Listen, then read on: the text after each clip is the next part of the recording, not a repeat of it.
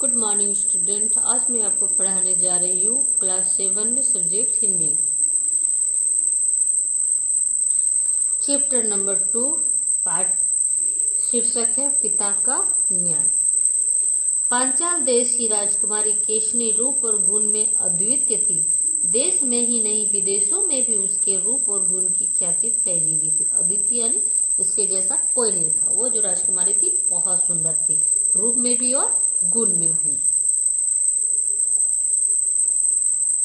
केशनी जब विवाह के योग्य हुई तो उसने अपने पिता से कहा कि वो उसी व्यक्ति के साथ विवाह करेगी जो आत्मा को जानता हो अथवा आत्मा को जानने में रुचि रखता हो। वह धन को प्रधानता नहीं देगी, केवल ज्ञान को ही प्रधानता देगी। वो ऐसे व्यक्ति से विवाह करना चाहती है जिसके पास पैसा हो या ना हो, धन हो या ना हो, उसके पास बहुत ज्ञान हो। पुत्री के निश्चय के अनुसार राजा ने चारों ओर घोषणा करा दी। राजकुमारी केशनी उसी के साथ विवाह करेगी जिसके पास आत्मज्ञान होगा, भले ही वह निर्धन क्यों ना हो, क्योंकि राजकुमारी को धन की कोई इच्छा नहीं थी। राजा की घोषणा सुनकर देश विदेश के राजकुमार विवाह का प्रस्ताव लेकर केशनी के पास पहुंचने लगे, पर जब केशनी उनसे आत्मा के संबंध में प्रश्न करती तो वे उत्तर नहीं दे पाते। फलस्वरूप केशनी विवाह के करने से इनकार कर दिया करती थी। बहुत से राजा महाराजा राजकुमार आए, लेकिन कोई भी केशनी के सवाल का जवाब नहीं दे पाया, इसलिए वो विवाह करने से मना कर देती है। ऋषि कुमार सुधन्य भी विवाह के उद्देश्य से केशनी के समक्ष उपस्थित हुआ। केशनी ने उससे आत्मा के संबंध में जितने भी प्रश्न किए उसका ठीक ठाक उत्तर उसने दे दिया। फलतः केशनी सुधन्य के साथ विवाह करने के लिए तैयार हो गई। एक ऐसा युवक आता है जो कि केशनी के सारे सवालों के जवाब दे देता है, तो उससे विवाह करने के लिए तैयार हो जाती है। केशनी और सुधन्य के विवाह की चर्चा चारों ओर दवानाल की भांति फैल गई।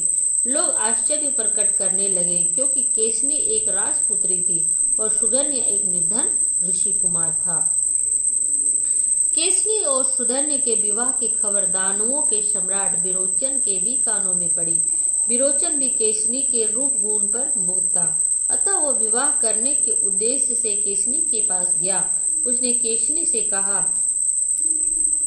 राजकुमारी, मैंने सुना है कि तुम ऋषि कुमार सुधन्य के साथ विवाह करने जा रही हो। उसके साथ विवाह करने से तुम्हें कौन सा सुख मिलेगा? वह तो निर्धन है। तुम मुझसे विवाह कर लो। मेरे साथ विवाह करने से तुम्हें अपार सुख प्राप्त होगा, तुम आजीवन सुखी रहोगी। जब सबको पता चलता है कि केशनी एक निर्धन ऋषि कुमार से विवाह कर रही है, तो एक दानव सम्राट थे, वो केशनी के पास जाते हैं और अपने विवाह का प्रस्ताव रखते हैं कि मैं तुम्हें बहुत सुखी रखूंगा, मेरे पास बहुत धन दौलत है, तुम मुझसे शादी कर लो। केशनी ने उत्तर दिया, मैं सांसारिक सुखों के लिए विवाह नहीं कर रही हूँ, मैं विवाह कर रही हूँ एक सुंदर हृदय वाले जीवन साथी को प्राप्त करने के लिए, जो ज्ञानवान और विचारवान हो। पर विरोचन बार बार अपनी ही बात करता रहा। उसकी बातों को सुनकर जब केशनी परेशान हो गई तो उसने कहा, अच्छा, कल प्रातः काल सुधन्य यहाँ आएगा, उसी समय आप भी यहाँ आ जाए। वाद विवाद में आप दोनों में जो विजय होगा मैं उसी के साथ विवाह करूंगी, पर जो हार जाएगा उसे दूसरे के चरण पखारने होंगे, यानी कि जो हार जाएगा वो एक दूसरे के पैर धोएगा। शर्त स्वीकार कर विरोचन लौट गया। दूसरे दिन प्रातः काल था, सूर्य की किरणें निकल आई थी। विरोचन केशनी की सेवा में उपस्थित हुआ। केशनी ने उसका आदर सत्कार किया और बैठने के लिए उसे सुंदर आसन प्रदान किया। विरोचन बोल उठा, केशनी, अभी तक सुधन्य नहीं आया। मेरे पास तीव्रगामी घोड़ों वाला सुंदर रथ है, उस पर बैठाकर मैं शीघ्र तुम्हारे पास आ गया। बेचारा सुधन्य पैदल आ रहा होगा, इसलिए उसे यहाँ पहुँचने में देर हो रही है। सचमुच सुधन्य अपने पिता के आश्रम से पैदल ही आ रहा था, क्योंकि वो बहुत गरीब था, उसके पास कोई रथ नहीं थी। जब वह केशनी के पास पहुंचा तो उसकी ओर देखते हुए विरोचन ने कहा, सुधन्य, तुमने आने में देर क्यों की? सुधन ने उत्तर दिया, मैं ऋषि कुमार हूँ, मेरे पास आपकी तरह रथ नहीं है, पैदल आने में देर हो जाती है।